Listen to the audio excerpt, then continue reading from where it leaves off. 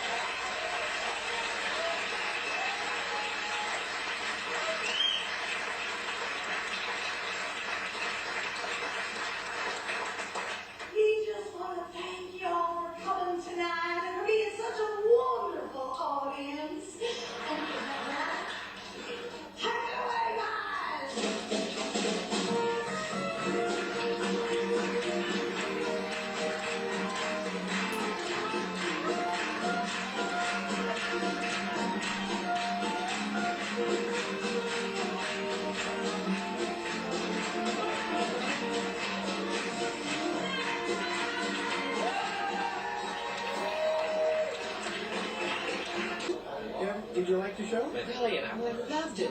We did it in Houston. This was better. Oh, it's awesome. Oh, it was great. Fantastic. I love it. Oh, it was wonderful. Loved it. Fabulous. Excellent show. Loved it. Fantastic. I loved it. Dynamite show. I think we got a hit on our hands. Call the record eagle.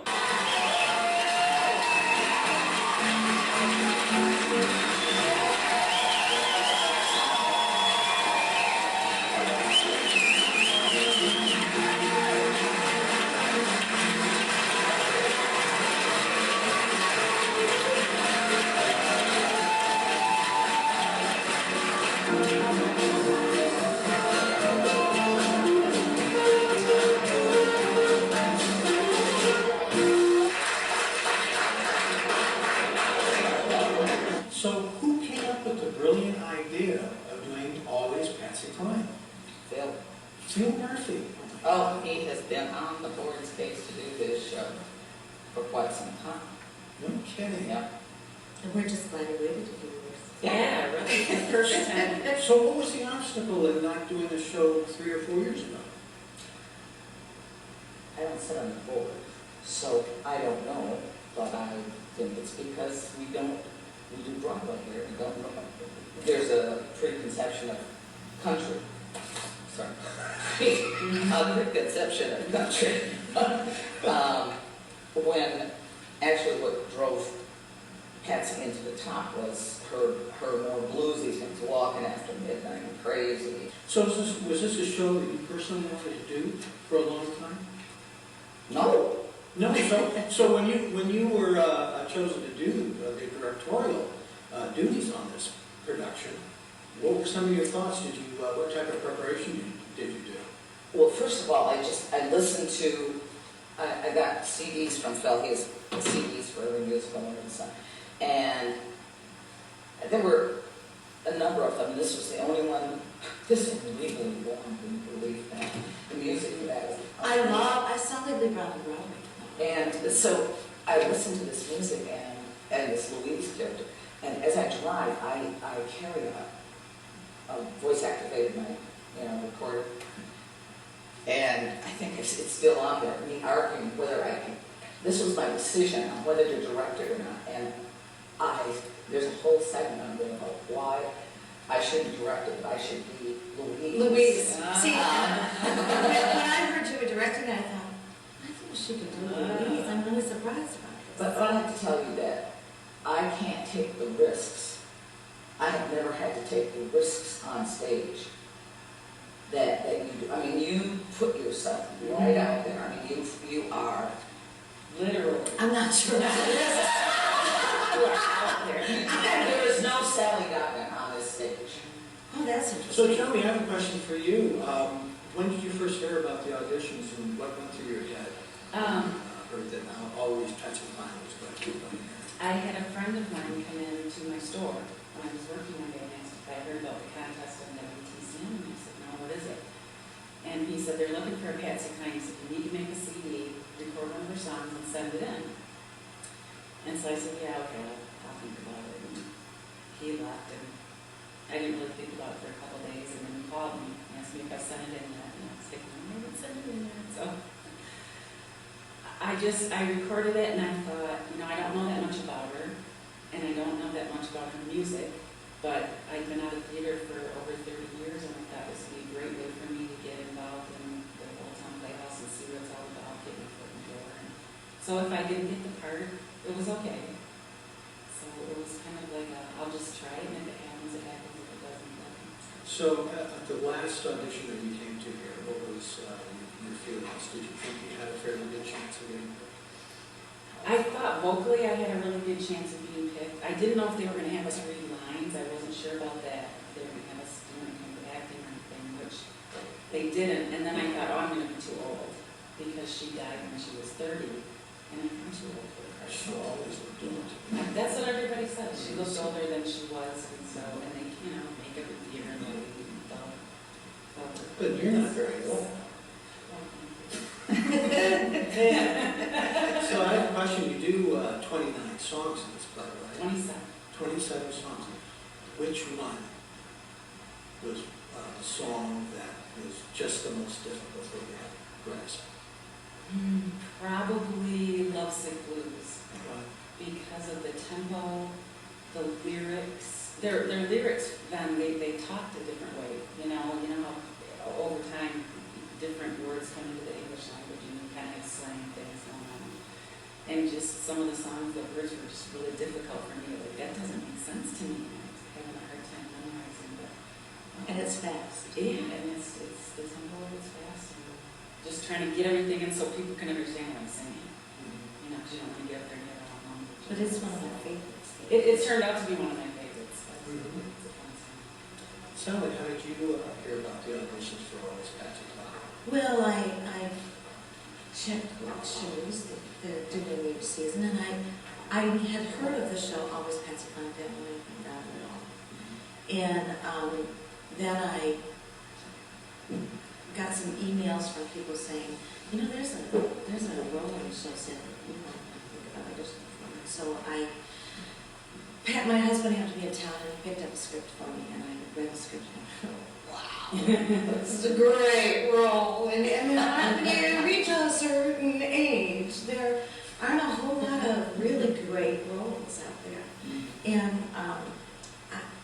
I've said this before, that I love the rehearsal process. And I love the creation of a character. And I love the way, I worked with Jeanette on Into the Woods, and I saw that she was directing, and I liked the way that she creates a show and lets the actors help create the character. She doesn't come in with this preconceived notion of this is the way it has to be. And so it was a combination of things. But I'll tell you, I did go to the final auditions, not Star Search auditions, that Joanie sang at, and because I wanted to see who the Patsy Cline was going to be. Because it did make a difference. It's a relationship issue, and I just had to see that if the person that auditioned and got the role of Patsy is someone that I felt good about too, and felt like I could work with. And so I waited until that to make a decision to audition. And after, she was canceled. That's so Yeah, Oh. it is. That chemistry. Once you got cast, what was your main concern with Memorizing the lines, oh my gosh. She wrote me the day or so after I emailed and said, "Are you sure you haven't made a mistake?" I'm just not sure. I'm too old to memorize this stuff. One of the things I found fascinating about this production was how wonderfully you put this thing together, Jeanette, and helping the balance between Patsy and Louise is so wonderfully balanced. And if it was tilted in any one direction more than the other, it would have been lopsided, and it would not have been as fantastic. So what was going through your mind going through the rehearsal process that led to that success? Panic. And I believe that groups that are successful, whether it's a church or a school or a play, you need the experience and you need the excitement of new blood. And Patsy came full blast. She was like a great game. And Louise, it's Sally, you got your wig on, so I'm here, and Sally has miles of experience and a theater degree. And so together, I think we just kind of evolved. And some of the rehearsals were real hard at first. She was very patient. She was very passionate about the Both of them. Well, we had no music for a while, so she would sing a cappella as on key. on key every Blew us all song. away. And people just, obviously they think she's wonderful, but the talent that she has is absolutely extraordinary.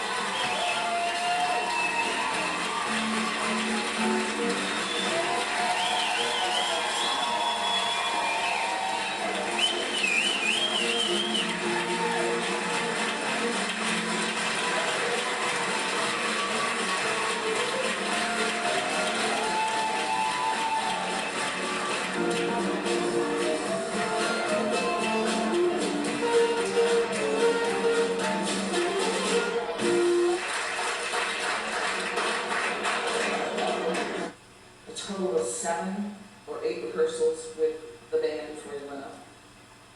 Yeah, at the most. At the I don't even most. think there was that many. And with the whole band, we The only whole had band 2. played 2 weeks. And you went out and practiced with them twice. And in addition, I think it needs to be said, we started rehearsals exactly 1 month before the show opened. August 11th, we started rehearsals, September 11th. And the fact that we were able, granted it's only a 2-person show, but the fact that it was able to be put together in that amount of time. Did you start working on the line? Yeah, Jeanette was wonderful enough to break it down into what's called French scenes, which every time a character enters or leaves, it's a new scene. And so it was pretty easy because Louise is, in the sense, of French scenes. So every time Louise came on stage and started to talk, I broke it down into those and I memorized it, go back and go through it again, go to the next one, go back and start again, see, make sure I had it all. You know, the success of the show just isn't two pros, and I know that this is community theater, but I would consider your performances absolutely as professional can get. They could just, to replace you, either of you, with any other so-called professional actress in this great nation of ours, it would not have been a better job.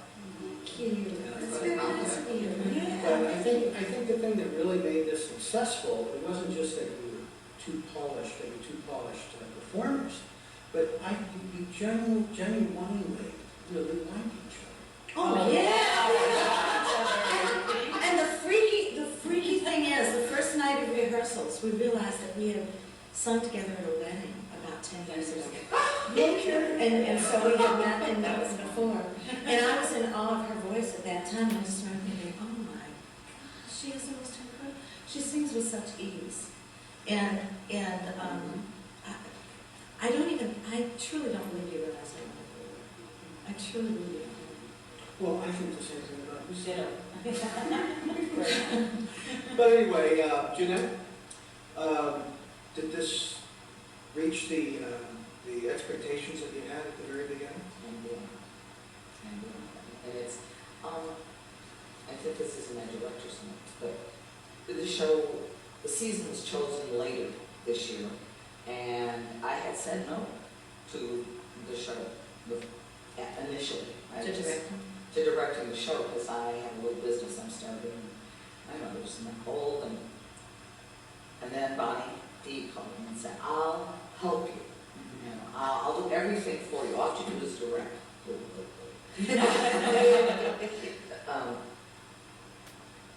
So the difference between directing this show and other shows is I kept looking around waiting for the cast to get here to start, and they were here. And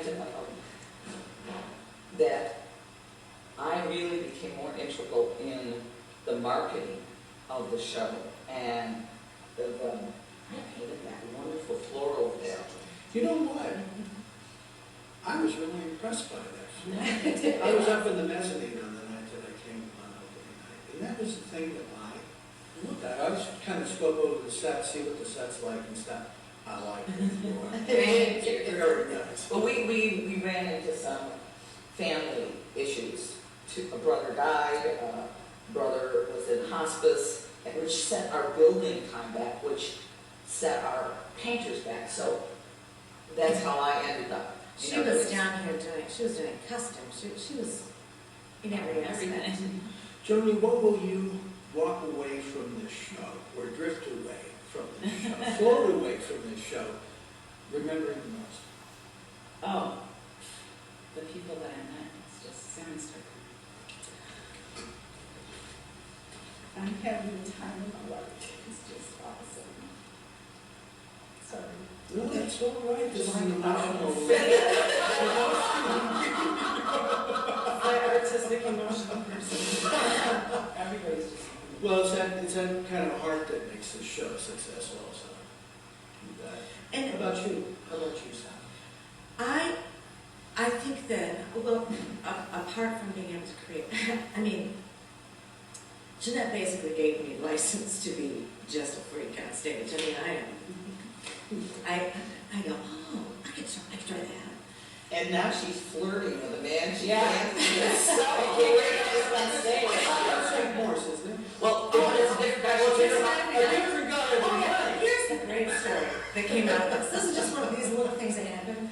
I go down with the audience and I ask this lovely man is smiling up at me and I ask him to dance and he gets up and says, he uses my name, not Louise. Stanley, I had hip replacement surgery just a couple of weeks ago, so go easy on me. Oh, this is gonna be fun. And then I just danced with him for a couple of minutes and asked the guy behind him. I'm an interior designer, and a couple of days later I had an appointment here in Traverse City. And one of the people started looking at me and comes walking down the driveway towards me. It's the guy that I asked to dance that had hip replacement surgery. And he said, well, how are you? So it's a very small world, but every night is a different guy out in the audience, and that's kind of a fun. And sometimes I spot him for hers. Like I spotted Grant Parsons for hers. And For me and but one night they tried to find someone to dance with me, but they said no. And then as I'm going up the aisle, I see someone who was a vet who I've seen on stage before. I've never really met him before, Phil. And asked him to dance, and he was kind enough to be able to dance with me too. So people have been really great about it. They were wonderful. But one thing I wanted to mention that we haven't talked about is this wonderful band. And he just walked in. Well, there he is. And I never said this to Don, but when you're talking about a professional band that's up here, I expected them to be wonderful. I had no idea they were going to be as fabulous as they are. I also expected attitude. I thought we're just these community people, and these guys are professionals, and they play all over the country, not just around here. And I expected a lot more attitude from them, and every one of them are so much fun, and such a good time to be around. They're very supportive of us. Oh, yeah. Yeah, they're always asking us after each show, what can we do different, what can we do change? Well, the three of you, because the director's lies up in the audience, always involved. Oh, she had a house. Anyway, you're going to be going up today in what, in about an hour, right? So I'm going to go ahead and wrap this up. Thank you so much. Yeah, nice to see you. Joanie, best to you. Thanks, And Wayne. Jeanette, thank you very much. And both of you, keep on performing. You know, I mean, 30 years, and this is your first time after 30 years. What's the matter with you? I don't know. I was sleeping for 30 years. Are you crazy? Yes, I am. That's a number in this show, right? Anyway, thank you very much. Thank you. You bet. Okay. Great.